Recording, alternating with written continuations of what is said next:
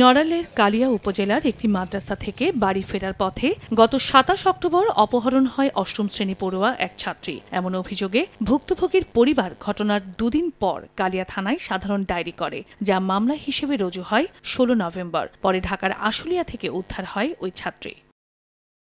শনিবার সন্ধ্যায় শিক্ষার্থীকে নেওয়া হয় নড়াইলের সিনিয়র জুডিশিয়াল ম্যাজিস্ট্রেট সাবরিনা চৌধুরীর আদালতে। জবানবন্দিতে ভুক্তভোগী অভিযোগ করেন, ৬ ডিসেম্বর উদ্ধারের পর মামলার তদন্ত কর্মকর্তা তাকে থানায় না নিয়ে নিজ বাড়িতে আটকে রেখে শ্লীলতাহানি করেন। মেয়ে যখন উদ্ধার হয়েছে তখন তো থানায় আসবে, বাড়িতে নেবে কেন?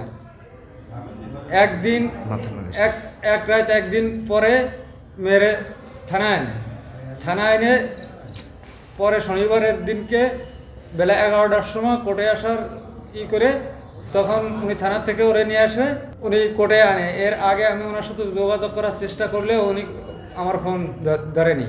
আশিক স্যার সহ আরও দুজন আমাকে উদ্ধার করে। ওইখান থেকে উদ্ধার করে উনি যখন আমাকে গাড়িতে করে নিয়ে আসে, আমার পাশে বসে আমাকে ব্যাড টাচ করে, খুব খারাপ আচরণ করে। তারপর যখন আমরা আসি, উনি আমাকে থানায় না নিয়ে উনি ওনার নিজের বাসায় নিয়ে গেছে। বাসায় নিয়ে যাওয়ার পরে ওইখানে উনি ওই রকমই ব্যাড টাচ করছে সবসময়। তবে এমন অভিযোগ অস্বীকার করেছেন অভিযুক্ত ওই পুলিশ কর্মকর্তা। তার দাবি, অভিযানের সময় নারী কনস্টেবল সহ পুলিশের অন্য সদস্যরাও উপস্থিত ছিলেন। শ্লীলতাহানির অভিযোগের ভিত্তি নেই। আমি তার বাসায় রাখবো কেন? আমার সাথে মহিলা পুলিশ ছিল, আরো ফোর্স ছিল, ড্রাইভার ছিল। আমি কি তার বাসায় রাখবো? আসে প্রথমে ভিকটিমের মেডিকেল রিপোর্ট করাইছি, তারপরে কোর্টে আসছি 3:30টায়। ভুক্তভোগীর জবানবন্দির পর অভিযুক্ত পুলিশ কর্মকর্তাকে ক্লোজড দেখানো হয়েছে জেলা পুলিশ লাইনসে।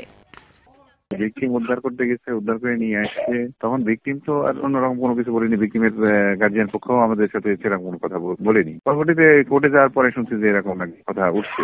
হ্যাঁ, আমাকে স্টেশনে বলছিল যে যেহেতু এরকম কথা উঠছে, ও পুলিশ লাইনে ক্লোজের জন্য আমি চিঠি দিয়ে দিয়েছি। পুলিশ জানায়, ছাত্রীকে উদ্ধারের সময় আটক করা হয় মানিক হোসেন নামের এক ট্রাক চালককে। আদালতের মাধ্যমে তাকে কারাগারে পাঠানো হয়েছে। সময় সংবাদ, নড়াইল।